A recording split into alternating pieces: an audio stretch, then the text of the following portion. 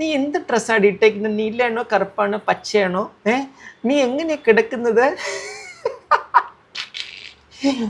വേണ്ട വേണ്ട വേണ്ട ചാനൽ ആയിരിക്കട്ടെ ഒട്ടുമിക്ക ആൾക്കാരുടെ പോയിട്ടുണ്ടാവുക. അപ്പോൾ ഫാമിലി ഡീറ്റെയിൽസ് ചോദിക്കുന്ന സമയത്ത് ഓവറോൾ ഇവളൊരു ഹാപ്പി ഫാമിലിയാണ്. അവനും അവന്റെ ഭാര്യയുടെ ജീവനാണ്. അപ്പോൾ ഭാര്യയ്ക്ക് കൊടുക്കുന്ന ഗിഫ്റ്റ് ഇവൾക്ക് അയച്ചു കൊടുക്കുന്നത്, ഞാൻ ഇത് ചൂസ് ചെയ്താൽ മതി, ഒന്ന് ഗിഫ്റ്റ് ഇങ്ങനെ കൊടുക്കാണ്, ഭാര്യയ്ക്ക് സുഖമില്ല അതുകൊണ്ട് ഞാൻ ലീവ് എടുത്തിട്ടിരിക്കുകയാണ്, അവൾക്ക് പീരിയഡ്സ് ആണ് അതുകൊണ്ട് ഞാൻ അവളെ ടേക്ക് കെയർ ചെയ്യണം. ഇത് ഓരോ ഭാര്യയെ സപ്പോർട്ട് ചെയ്യുന്ന അല്ലെങ്കിൽ ഭാര്യയെ സ്നേഹിക്കുന്ന രീതിയിലേക്കുള്ള ഒരു സ്ത്രീകളെ. ഹലോ ഗൈസ്, നമസ്കാരം. നമ്മുടെ ഈ അടുത്ത കാലത്ത് നമ്മൾ കാണുന്ന ഒരു കാര്യമാണ് പൂർവ്വ വിദ്യാർത്ഥി സംഗമങ്ങൾ. നിങ്ങൾ ആരെങ്കിലുമൊക്കെ ഈ പൂർവ്വ വിദ്യാർത്ഥി സംഗമങ്ങളിലേക്ക് പങ്കെടുത്തിട്ടുള്ള ആൾക്കാരുണ്ടോ? ആ ഗ്രൂപ്പുകളിലൊക്കെ ഉള്ള മെമ്പേഴ്സ് ആരെങ്കിലുമൊക്കെ ഉണ്ടോ? നിങ്ങളുടെ പൂർവ്വ വിദ്യാർത്ഥി സംഗമ ഗ്രൂപ്പുകളൊക്കെ എങ്ങനെ പോകുന്നുണ്ട്? ഓൾറെഡി 1, 2, 3 അടിച്ച് സ്പ്ലിറ്റ് ആയിട്ടുണ്ടോ? അതോ നിങ്ങളുടെ ഗ്രൂപ്പുകളുടെ അകത്ത് അതുവരെ കാണാത്ത വ്യക്തികളെല്ലാം വളരെ പകൽമാന്യന്മാരായിട്ട് നിന്നിട്ട് ഈ മറ്റുള്ളവരുടെ ഇൻബോക്സിൻ്റെ അകത്തൊക്കെ പോയി ഹായ് സുഖമാണോ എന്നൊക്കെ പറഞ്ഞിട്ട് ആ ഒരു തരത്തിലേക്കുള്ള കാര്യങ്ങളൊക്കെ നടന്ന് വലിയ പ്രശ്നങ്ങളൊക്കെ നടന്ന് ഗുരുതരമായ ഇഷ്യൂസൊക്കെ നടന്ന് പലതും ശിഥിലമായി ഒളിച്ചോട്ടം നടന്ന് ഇങ്ങനെ പലതും കണ്ടിട്ടുണ്ടോ? ഇതുപോലെ എന്തെങ്കിലും ഒരു കാര്യം നിങ്ങളുടെ അറിവിലോ നിങ്ങളുടെ നേരിട്ടുള്ള അറിവിലോ ശ്രദ്ധയിലോ പെട്ടിട്ടുണ്ടോ? എനിക്ക് താഴെ ഒന്ന് കമൻറ്റ് ചെയ്യണം. കാരണം ഞാനും പൂർവ്വ വിദ്യാർത്ഥി സംഗമ ഗ്രൂപ്പിനകത്തൊക്കെ ഉള്ള ഒരാളാണ്. സോ നമ്മുടെ മാറ്റർ ഇപ്പം അതേയല്ല. അതായത് ഒരു പെൺകുട്ടിയുടെ ജീവിതം താറുമാറായി നശിച്ച് നാമാവശേഷമായ ഒരു കഥയാണ് നമ്മളുടെ കഥയല്ല, ഒരു കാര്യമാണ് കേൾക്കാൻ വേണ്ടിയിട്ട് പോകുന്നത്. അതിൻ്റെ അനുഭവങ്ങൾ മറ്റൊരാളിലൂടെ നമ്മൾ കേൾക്കുകയാണ്. എന്തായിരുന്നാലും നിങ്ങളത് കേട്ടു നോക്കുക. ഇതിലേക്ക് നിങ്ങൾ ഇതുപോലെ പല ഈ പൂർവ്വ വിദ്യാർത്ഥി സംഗമ ഗ്രൂപ്പുകളിലൊക്കെ ഉള്ള ആൾക്കാരുണ്ടെങ്കിൽ ഒന്ന് സൂക്ഷിക്കുന്നത് നന്നായിരിക്കും. പണ്ട് കുഞ്ഞുങ്ങളായിരുന്നു, വലിയ കാര്യങ്ങളൊന്നും വലിയ അറിവൊന്നും ഇല്ലായിരുന്നു. പക്ഷേ ഇന്ന് ആ കുഞ്ഞിക്കോഴി ഇങ്ങനെ ഭയങ്കര ക്യൂട്ടായിട്ടുള്ള കുഞ്ഞിക്കോഴി ഇന്ന് ഒരുപാട് കുഞ്ഞുങ്ങൾക്ക് പ്രചരണം നൽകാൻ ശേഷിയുള്ള ഗിരിരാജ കോഴികളായിട്ട് വളർന്നു എന്നുള്ള കാര്യം മറക്കാതിരിക്കുക. ബാക്കി കാര്യത്തിലേക്ക് കിടക്കാം. ഇത് ഷെയർ ചെയ്യാൻ പറഞ്ഞൊരു കാര്യം ഇതാണ്. നല്ല നിലക്ക് ജീവിച്ചു പോകുന്ന ഒരു കുടുംബമായിരുന്നു. നല്ല നിലക്ക് ഭർത്താവും ഭാര്യയും 2 കുട്ടികളും ഉള്ള സമാധാന അന്തരീക്ഷത്തിൽ ജീവിച്ചു പോകുന്ന ഒരു ഫാമിലി ആയിരുന്നു. 10ാം ക്ലാസ്സിലെ റീയൂണിയൻ കഴിഞ്ഞു. അതായത് 10ാം ക്ലാസ്സിലെ കുട്ടികളെല്ലാവരും കൂടെ ഒരു ഗ്രൂപ്പ് ക്രിയേറ്റ് ചെയ്തിട്ടുണ്ടായിരുന്നു. എല്ലാവരും അങ്ങോട്ടും ഇങ്ങോട്ടും സംസാരിച്ചു. അപ്പോൾ ഒരു ഗെറ്റ് ടുഗദർ ഉണ്ടായിരുന്നു, അതായത് ഒരു റീയൂണിയൻ ഉണ്ടായിരുന്നു. ഇവർ പോയി റീയൂണിയൻ കഴിഞ്ഞ് അന്ന് തൊട്ടിട്ട് ഇവളുടെ, അതായത് 10ാം ക്ലാസ്സിൽ ഇവളോട് ക്രഷ് അടിച്ചിട്ടുണ്ടായിരുന്ന ഒരു പയ്യനായിരുന്നു. ആ ഒരു പയ്യൻ ഇവളായിട്ട് നല്ല രീതിയിൽ സംസാരിക്കാൻ തുടങ്ങി. ഇവളുടെ കാലങ്ങൾക്ക് ശേഷമാണ് പറയുന്നത്, എനിക്ക് നിന്നെ ഭയങ്കര ഇഷ്ടമായിരുന്നു, അന്ന് എനിക്കത് പറയാനുള്ള ധൈര്യം ഉണ്ടായിരുന്നില്ല. ഇതൊരു ഫസ്റ്റ് സൈനാണ്. അതായത് ഈ പണ്ട് കാലത്ത് പഠിക്കുന്ന ആൾക്കാർ പിൽക്കാലത്ത് വളർന്ന് വലുതാകുന്ന സമയത്ത് പണ്ടത്തെ ആകാര വടിവോ അല്ലെങ്കിൽ പണ്ടത്തെ സൗന്ദര്യമോ ഒന്നും ആവണമെന്നില്ല. ചിലപ്പം അതിനെക്കാട്ടിൽ അപ്പുറം ഇത് അവളാണോ അല്ലെങ്കിൽ അവനാണോ എന്ന് തോന്നിപ്പിക്കുന്ന രീതിയിൽ ഉള്ളിലുള്ള കോഴി അങ്ങ് കൂവി തുടങ്ങും. ഓക്കെ, അപ്പം ആ ഒരു കോഴി കൂവി തുടങ്ങുന്ന സമയത്ത് ഉണ്ടാക്കുന്ന ഒരു ഇമാജിനറി അടുത്തൊരു കഥയാണ്. എന്തെന്നറിയാം, ഒരാണിനെ അറിയാൻ വേണ്ടിയിട്ട് പറ്റുള്ളൂ. അതുകൊണ്ട് ഞാൻ അത്രക്കാരനാണെന്ന് വിചാരിച്ചതായത് പ്ലീസ്. പക്ഷെ എനിക്ക് എന്തെങ്കിലും ചിന്തിച്ചോ അതിനെ. അപ്പം അങ്ങനെ ആ ഒരു ഇമാജിനറി സെറ്റപ്പാണ്. പണ്ട് കാലത്ത് ഞാൻ നിന്നെ ഭയങ്കരമായിട്ട്, എനിക്ക് പണ്ട് നിന്നെ ഒരുപാട് ഇഷ്ടവും കാര്യങ്ങളൊക്കെ ആയിരുന്നു, എനിക്ക് അന്ന് നിന്നോട് പറയാനുള്ളൊരു സാഹചര്യം ഉണ്ടായിട്ടില്ല. ബട്ട് നൗ ഇപ്പോൾ എനിക്ക് സത്യം പറഞ്ഞാൽ അതിൽ വലിയ റിഗ്രറ്റ് ഉണ്ട്. നിന്നെ എനിക്ക് കിട്ടാത്തതിൽ ഞാൻ സത്യം പറഞ്ഞാൽ വല്ലാതെ വിഷമിക്കുന്നു. എന്തിന് നീ അകന്നു? എന്തിന് ഞാൻ നിന്നോട് പറഞ്ഞില്ല? എനിക്ക് നിന്നെ കിട്ടാൻ ഞാൻ ജീവിക്കത്തില്ല. ഞാൻ ആ ഒരു കഷ്ടം ഇത്രയും കാലം കൊണ്ട് അനുഭവിച്ചുകൊണ്ട് വരികയായിരുന്നു. എൻ്റെ പൊന്നു ശുകരാ, ഞമ്മളെ നീ മറന്നോ? ബാക്കിയേക്കാം. അങ്ങനെയുള്ള കാര്യങ്ങളൊക്കെ പറയുന്നുണ്ടായിരുന്നു. അപ്പോൾ ഇത് പറഞ്ഞിട്ട് ശേഷം ഇവർ നല്ല ഫ്രണ്ട്സായി. അപ്പോൾ ഹസ്ബൻഡിനെ പരിചയപ്പെടുത്തി കൊടുത്തു, അവൻ അവൻ്റെ വൈഫിനെ ഇവൾക്ക് പരിചയപ്പെടുത്തി കൊടുത്തു. 2 ഫാമിലിയും വലിയ കുഴപ്പമൊന്നുമില്ല, നല്ല നിലക്കാനും മുന്നിൽ. അടുത്ത സ്റ്റെപ്പ്, അതായത് ഇപ്പം കൂട്ടുകാരിയെ പരിചയപ്പെട്ടു, പണ്ട് കാലത്ത് എനിക്ക് ക്രഷാണെന്നുള്ള കാര്യം പറയുകയും ചെയ്തു. അതിനുശേഷം ആ കുട്ടിയുടെ ഹസ്ബൻഡുമായിട്ട് പരിചയപ്പെടുന്നു. ആ ഹസ്ബൻഡിനെ പരിചയപ്പെട്ടതിന് ശേഷം ആ വീടുമായിട്ട് സ്വന്തം കുടുംബത്തിനെ പരിചയപ്പെടുത്തി ഒരു നല്ലൊരു അണ്ടർസ്റ്റാൻഡിങ് സെറ്റപ്പ്, 2 ഫാമിലി തമ്മിൽ മ്യൂച്വൽ അണ്ടർസ്റ്റാൻഡിങ് ഒക്കെ ഉണ്ടാക്കുന്നു. പോയിക്കൊണ്ടിരിക്കുകയായിരുന്നു. പിന്നെ റെഗുലർ ബേസിലുള്ള കോൾസും മെസ്സേജസും, രാവിലെ എഴുന്നേറ്റ് കഴിഞ്ഞാൽ ഗുഡ് മോർണിംഗ് അയക്കും, ബാക്കിയുള്ള കാര്യങ്ങളൊക്കെ അയക്കും. തുടക്കത്തിലെല്ലാം ഫ്രണ്ട്ഷിപ്പ് തന്നെ ആയിരുന്നു. പിന്നെ ഇവൻ ഗ്രാജുവലി ഇവളുടെ ഫാമിലിയെക്കുറിച്ചും ഇവന്റെ ഫാമിലിയെക്കുറിച്ചും പ്രത്യേകിച്ച് ചോദിക്കാനൊന്നുമില്ല. അപ്പോൾ ജോലി ഇല്ലാത്തതുകൊണ്ട് തന്നെ ഇവന്റെ 2 ഫാമിലി ഡീറ്റെയിൽസ് ഷെയർ ചെയ്യാനായിട്ട് തുടങ്ങി. ഈ ഒരു പ്രോസസ്, ഈ ഫാമിലി ഡീറ്റെയിൽസ് ഷെയർ ചെയ്യുന്ന വെച്ചാൽ അടുത്ത ഫാമിലിയുടെ കാര്യങ്ങളിലേക്ക് കടക്കാൻ വേണ്ടിയിട്ടാണ്. അതായത് കല്യാണം കഴിഞ്ഞ് കുടുംബമായിട്ട് ജീവിക്കുന്ന ആൾക്കാർക്ക് പിന്നെ സംസാരിക്കാൻ വേണ്ടിയിട്ട് പറ്റുന്ന ഫാമിലി ഷെയറിങ് മാറ്റേഴ്സൊക്കെ. കഴിച്ചോടാം, കഴിച്ചിട്ട് നീ എന്ത് ചെയ്യുന്നു, എടാ ഞാൻ ഇതുപോലെയാണ്, എടാ നീ എന്ത് ഡ്രസ്സാണ് ഇട്ടേക്കുന്നത്, നീലയാണോ കറുപ്പാണോ പച്ചയാണോ, നീ എങ്ങനെയാ കിടക്കുന്നത്? വേണ്ട വേണ്ട വേണ്ട ചാനൽ ഇങ്ങനെ തന്നെ ആയിരിക്കും ഒട്ടുമിക്ക ആൾക്കാരുടെ ഇടയിലും പോയിട്ടുണ്ടാവുക. അപ്പോൾ ഫാമിലി ഡീറ്റെയിൽസ് ചോദിക്കുന്ന സമയത്ത് ഓവറോൾ ഇവളൊരു ഹാപ്പി ഫാമിലിയാണ്. അവനും അവന്റെ ഭാര്യനെ ജീവനാണ്. അപ്പോൾ ഭാര്യയ്ക്ക് കൊടുക്കുന്ന ഗിഫ്റ്റ് ഇവൾക്ക് അയച്ചു കൊടുക്കുന്നത്, ഞാൻ ഇത് ചൂസ് ചെയ്താൽ മതി, ഒന്നെ ഗിഫ്റ്റ് ഇങ്ങനെ കൊടുക്കാണ്, ഭാര്യയ്ക്ക് സുഖമില്ല അതുകൊണ്ട് ഞാൻ ലീവ് എടുത്തിട്ടിരിക്കുകയാണ്, അവൾക്ക് പീരിയഡ്സ് ആണ് അതുകൊണ്ട് ഞാൻ അവളെ ടേക്ക് കെയർ ചെയ്യണം. ഇത് ഓരോ ഭാര്യയെ സപ്പോർട്ട് ചെയ്യുന്ന അല്ലെങ്കിൽ ഭാര്യയെ സ്നേഹിക്കുന്ന രീതിയിലേക്കുള്ള ഒരു സ്ത്രീകളെ ഭയങ്കരമായിട്ട് പ്രൊട്ടക്റ്റ് ചെയ്യുന്ന, അവരെ കെയർ ചെയ്യുന്ന ഒരു കെയർ സേട്ടനാണെന്നാണ് എൻ്റെ ഉള്ളിലുള്ള ആ ഒരു. നീ ചിന്തിക്കും ചിലപ്പോൾ ഞാൻ വലിയ കോഴിയാണെന്ന്, ബട്ട് അങ്ങനെയല്ല. ഞാൻ എൻ്റെ ഭാര്യ ജീവൻ തുല്യ സ്നേഹിക്കുന്ന, വളരെയധികം സ്നേഹത്തോടെ അവളുടെ പീരീഡ്സ് ആണെടി എനിക്ക് കണ്ണുനീര് വരുന്നത്, അവൾ പീരീഡ്സ് ആണെന്ന് പറയുമ്പോൾ എനിക്ക് കരച്ചിൽ വരുന്നതൊക്കെ പറഞ്ഞിട്ട് അങ്ങനെ അദ്ദേഹം ആ ഒരു കെയറൊക്കെ അങ്ങോട്ട് പ്രകടിപ്പിച്ചു തുടങ്ങി. ആ പ്രകടനത്തിലൂടെ ആ കുട്ടി കുറച്ച് വാവ് ഇവനെയാണോ എനിക്ക് മിസ് ചെയ്തത്, പണ്ട് നിന്നെ കിട്ടിയിരുന്നെങ്കിൽ ഞാൻ നിന്നെ ഉറിയിലിട്ട് ആട്ടിയേനെ. സോറി, ഉറി എന്ന് പറയുന്നത് തെറ്റിദ്ധരിച്ചത് മറ്റേ കൃഷ്ണൻ മറ്റേ തൈര് വെണ്ണ എടുക്കുന്നില്ലേ, ആ ഉറിയാ ഞാൻ ഉദ്ദേശിച്ചത്. നിങ്ങൾ അങ്ങനെ ചിന്തിക്കരുത്. കാര്യങ്ങളും ഇവളെ അപ്ഡേറ്റ് ചെയ്യുന്നു. അതായത് ഭാര്യനെ നന്നായിട്ട് നോക്കുന്ന കാര്യങ്ങളൊക്കെ ഇവളെ അപ്ഡേറ്റ് ചെയ്യുന്നു. ആൻഡ് എന്നിട്ട് ഇവളുടെ അടുത്ത് ചോദിക്കുന്നുണ്ട്, നീ ലഞ്ച് കഴിച്ചു? അപ്പോൾ ആ ലഞ്ച് കഴിച്ചു. എന്താ ഇക്ക നിന്നെ ലഞ്ച് കഴിക്കാൻ വേണ്ടി വിളിച്ചു, നീ കഴിച്ചോന്ന് ചോദിക്കാൻ വേണ്ടി നിന്റെ ഇക്ക വിളിച്ചായിരുന്നു? അപ്പോൾ അവൾ പറയുന്നുണ്ട് ഇല്ല വിളിച്ചിട്ടുണ്ടായിരുന്നില്ല.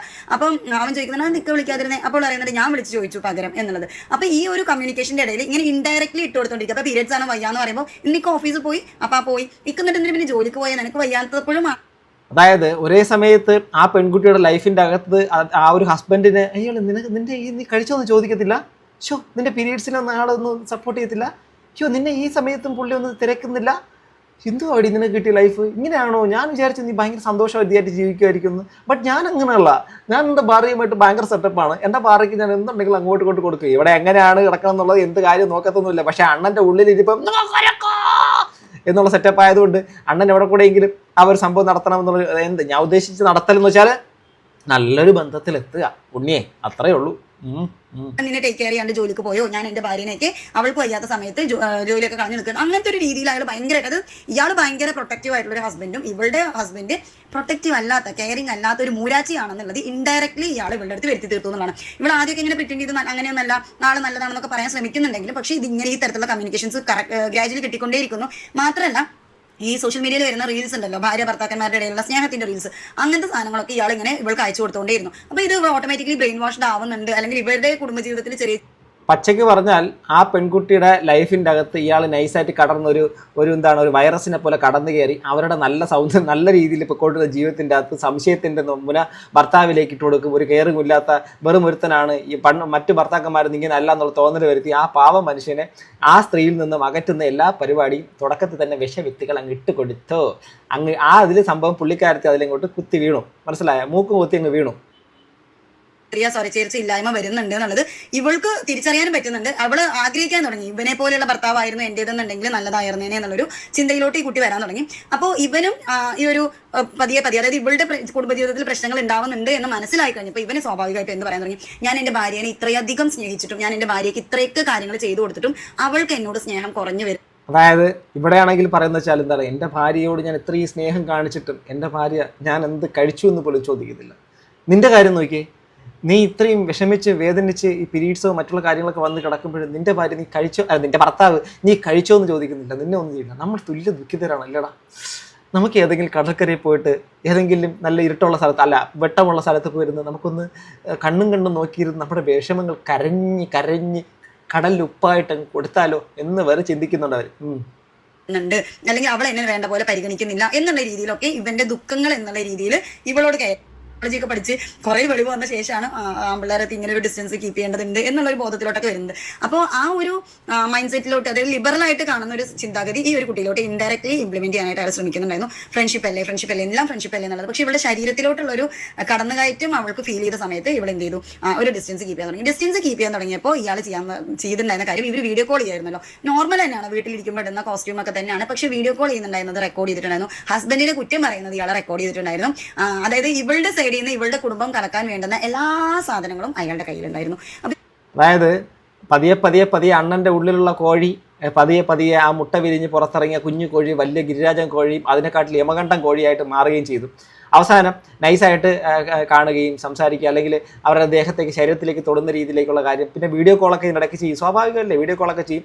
ആ വീഡിയോ കോളെല്ലാം പുള്ളിക്കാരൻ റെക്കോർഡ് ചെയ്ത് വെച്ചിട്ടുണ്ടായിരുന്നു. പുള്ളിക്കാരത്തി ഭർത്താവിനെ കുറ്റം പറയുന്ന കാര്യങ്ങളെല്ലാം പുള്ളിക്കാരൻ സേവ് ചെയ്ത് റെക്കോർഡ് വെച്ചിട്ടുണ്ടായിരുന്നു. അങ്ങനെ ഓൾമോസ്റ്റ് ആ പെൺകുട്ടിയുടെ ലൈഫ് ചതിക്കാനും നശിപ്പിക്കാനും വേണ്ട എല്ലാ കാര്യങ്ങളും എവിടെ കൊണ്ടിട്ടാലും ആ കുട്ടിയുടെ ലൈഫ് പോകും എന്നുള്ളൊരു കാര്യത്തിലേക്കുള്ള എല്ലാ കാര്യങ്ങളും നല്ലവനായ ആ കോഴി അത് ചെയ്ത് വെച്ചിട്ടുണ്ടായിരുന്നു കേട്ടോ.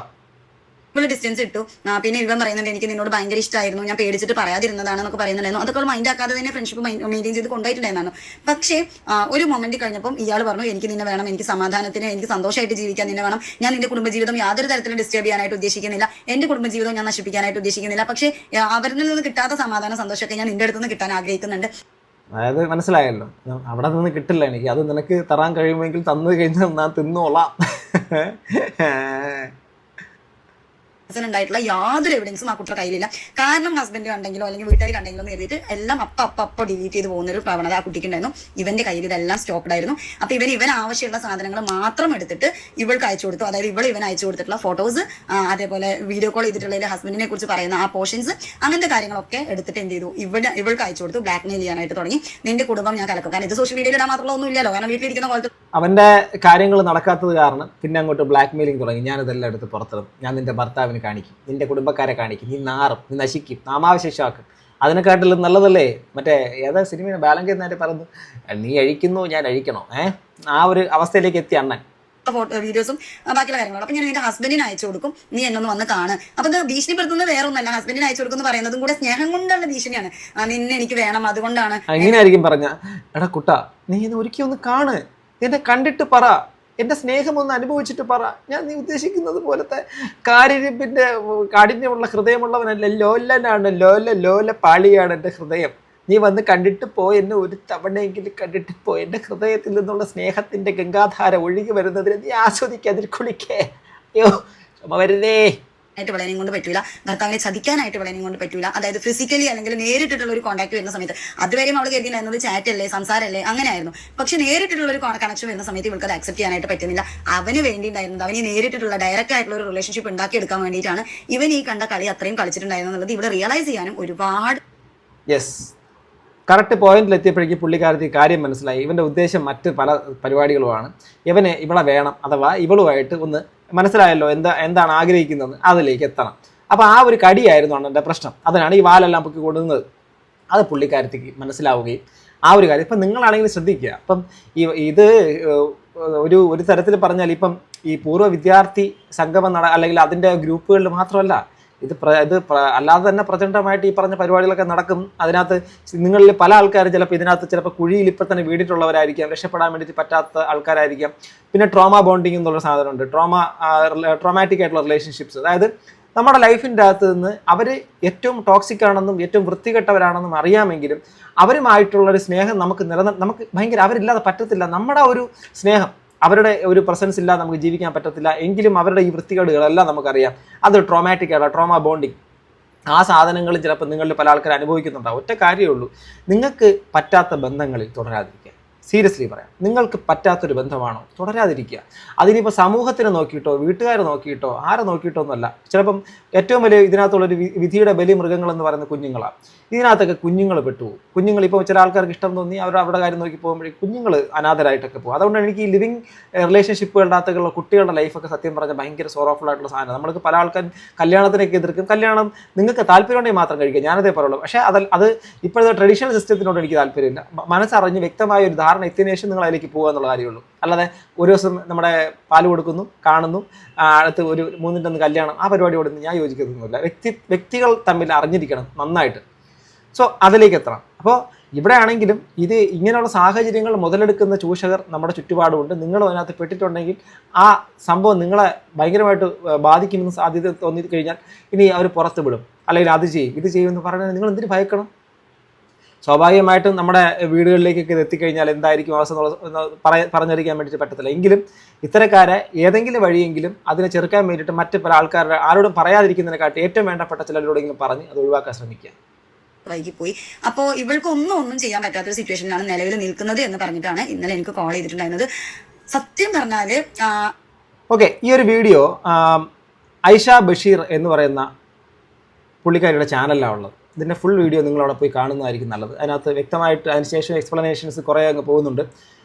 അതായത് ഇപ്പം നമ്മൾ ആരും മാന്യന്മാരല്ല, ഞാൻ മാന്യനെന്ന് ഞാൻ ഒരിക്കലും പറയത്തില്ല. കാരണം നിങ്ങൾ ചിലപ്പോൾ 100% ഉള്ള കാണുമായിരിക്കും. പക്ഷേ എന്നെ സംബന്ധിച്ചോളം ഞാൻ പറയത്തില്ല നമ്മളൊരു മാന്യനാണ്. എന്ന് വെച്ചാൽ മാന്യനെന്ന് വെച്ചാൽ എന്താണ്, മോശക്കാരനാണെന്നല്ല എൻ്റെ അർത്ഥം. ഈ സമൂഹത്തിൻ്റെ അകത്ത് ഈ മാന്യത എന്നുള്ള സംഭവങ്ങളൊക്കെ ഉണ്ട്. പക്ഷേ ഇവിടുത്തെ വിഷയം എന്ന് വെച്ച് കഴിഞ്ഞാൽ ഇപ്പം നല്ല രീതിയിൽ ജീവിച്ചുകൊണ്ടിരുന്ന കുടുംബത്തിൻ്റെ അകത്ത് ഇതുപോലുള്ള ഈ മറ്റേ പൂർവ്വ വിദ്യാർത്ഥി കൂട്ടായ്മകളൊക്കെ ഉണ്ടാവുകയും ഗ്രൂപ്പുകൾ തുടങ്ങുകയും ആ ഗ്രൂപ്പിൻ്റെ അകത്ത് പഴയ കാലത്തുള്ള ആൾക്കാർ സുഹൃത്തുക്കളെ വീണ്ടും കണ്ടുമുട്ടുകയും അവർക്കാണെങ്കിൽ പിന്നെ എന്താണ് ബന്ധം സ്ഥാപിക്കാൻ വളരെ എളുപ്പമാണ്. നമ്മൾ പണ്ട് ഒരുമിച്ച് പഠിച്ചതല്ലേ എന്ന് പറഞ്ഞിട്ട് മെസ്സേജ് അയക്കാനും സംസാരിക്കാനും പിന്നെ ഒന്ന് ഇടയ്ക്ക് വെച്ച് കണ്ടായിരുന്നാലും കാരണം ഒരു സുഹൃത്ത് എന്നുള്ളതിനപ്പുറത്തേക്ക് വേറെ ഒന്നും കാണത്തില്ല. പക്ഷേ അതിന് ചൂഷണം ചെയ്യുന്ന തരത്തിലേക്കുള്ള ആൾക്കാർ നമ്മുടെ അതിൻ്റെ ഇടയിൽ വന്നു കഴിഞ്ഞാൽ നിങ്ങളുടെ അടുത്ത് ഫസ്റ്റ് ഒരു റോങ് അപ്രോച്ച് വരുന്ന സമയത്ത് തന്നെ എന്താണ് അതിൻ്റെ ഉദ്ദേശം എന്ന് ചോദിക്കാൻ, ഒരു നോ പറയാൻ, അവൻ്റെ വാല് പൊക്കുന്ന സംഭാളി അത് അല്ല എടാ അത് വേണ്ട കേട്ടോ, നീ നിൻ്റെ വേറെ എവിടെ പോയി കാണിച്ചോ എന്നൊരു വാക്ക് പറഞ്ഞുണ്ടല്ലോ, ആണുങ്ങളുടെ സൈക്കോളജി വെച്ച് ഞാൻ പറയാം അവർ പിന്നെ ആ വഴിക്ക് വരത്തില്ല. സീരിയസ്ലി പറയാം, അവരോട് നോ നിങ്ങൾ പറഞ്ഞു നോക്കി വരത്തില്ല. പിന്നെ ചില സൈക്കോളുണ്ട് ഈ പറയുന്ന പെണ്ണിനെ പിന്നെ ടോർച്ചർ ചെയ്ത്, നമ്മളെ ഈ ചില സൈക്കോപാത്തുകൾ നമ്മൾ സമൂഹത്തിൽ കാണുന്നുണ്ടല്ലോ, ഈ പെൺകുട്ടികൾ അവരുടെ ഇഷ്ടമല്ല താല്പര്യമില്ല എന്ന് പറഞ്ഞാൽ അവരെ പുറകെ നടന്ന് പെട്രോൾ ഒഴിച്ചു കൊല്ലുക, അടിച്ചു കൊല്ലുക, കുത്തിക്കൊല്ലുക എന്നുള്ള സംഭവങ്ങളൊക്കെ ഉണ്ട്. അത് അവന്മാർ പറഞ്ഞിട്ട് കാര്യമില്ല, അവന്മാരുടെ മൈൻഡ് സെറ്റൊക്കെ വേറെയാണ്, അത് മനോവൈകൃതമാണ്. മറ്റേന്ന് വെച്ച് കഴിഞ്ഞാൽ സാധാരണ രീതിയിൽ ഒരാൾ ചിലപ്പം ഇവന് മറ്റേ പല താല്പര്യങ്ങളും ആയിരിക്കും, ആ താല്പര്യം നടക്കാൻ വേണ്ടിയിട്ട് പുറകെ നടക്കുന്നതുമായിരിക്കും. അത് നിങ്ങൾക്ക് ശ്രദ്ധയിൽപ്പെട്ട് നിങ്ങൾക്ക് താല്പര്യമില്ല എങ്കിൽ നോ എന്ന് പറഞ്ഞിട്ട് അങ്ങ് വിടുക എന്നുള്ളത് മാത്രമേ ഉള്ളൂ. എന്തായിരുന്നാലും നമ്മുടെ ചുറ്റുപാടും ഇങ്ങനെയൊക്കെയുള്ള കാര്യങ്ങളും കുഴികളും കിടപ്പുണ്ട്. നിങ്ങളതിൽ വീണോ വേണ്ടെന്നുള്ള കാര്യം നോക്കേണ്ടത് പെണ്ണുങ്ങൾ മാത്രമല്ല ആണുങ്ങളും ഉണ്ട്. ആണുങ്ങളുടെ അപ്രോച്ച് മാത്രമല്ല പെണ്ണുങ്ങളുടെ അപ്രോച്ച് ആണുങ്ങൾക്കും വരും. അത് രണ്ട് സൈഡിൽ നിന്നാണെങ്കിലും സൂക്ഷിക്കുക, അത് പ്രശ്നമാണ് എന്നുള്ളത് മാത്രമേ ഉള്ളൂ. എന്തായിരുന്നാലും ഇങ്ങനെയുള്ള സാഹചര്യത്തിൽ നിങ്ങളാണെങ്കിൽ എന്ത് ചെയ്തേനെ? അതായത് നിങ്ങളെ ഒരു സുഹൃത്ത് നിങ്ങളോട് വന്ന് ഇതുപോലെ പൂർവ്വ വിദ്യാർത്ഥി സംഗമ ഗ്രൂപ്പ് നമ്മളെല്ലാം സംസാരിച്ചുകൊണ്ട് ഗ്രൂപ്പിൻ്റെ അകത്ത് ചർച്ച ചെയ്തുകൊണ്ടിരിക്കുമ്പോഴേക്കും നിങ്ങളെ ഇൻബോക്സിൻ്റെ അകത്ത് നിന്നിട്ട് ഹായ് എന്തുണ്ട് വിശേഷം, ഇന്ന് ചാളക്കറിയാണോ മത്തിക്കറിയാണോ ഉണക്കമീൻ കറിയാണോ, നമുക്കിച്ചിരി ഉണക്കമീൻ എന്ന് കഴിച്ചാലോ എന്ന് ചോദിച്ചാൽ മാറി എന്ന് പറയാൻ നിങ്ങൾക്ക് കഴിയണം. എന്നുവെച്ചാൽ അറിയാമല്ലോ റൂട്ട് മാറിക്കഴിഞ്ഞുള്ള കാര്യമാണ് പറയുന്നത്. അല്ലാത്ത നല്ല സൗഹൃദങ്ങൾ ഒരിക്കലും കളയരുത്. എല്ലാവരും സംശയ കണ്ണുകളിലൂടെ നോക്കുകയും ചെയ്യരുത്. നിങ്ങളുടെ അഭിപ്രായം എന്തായാലും കമന്റ് ബോക്സിൽ രേഖപ്പെടുത്തൂ. അടുത്തൊരു വീഡിയോ കാണുന്നത് ഗൈസ്, ബൈ.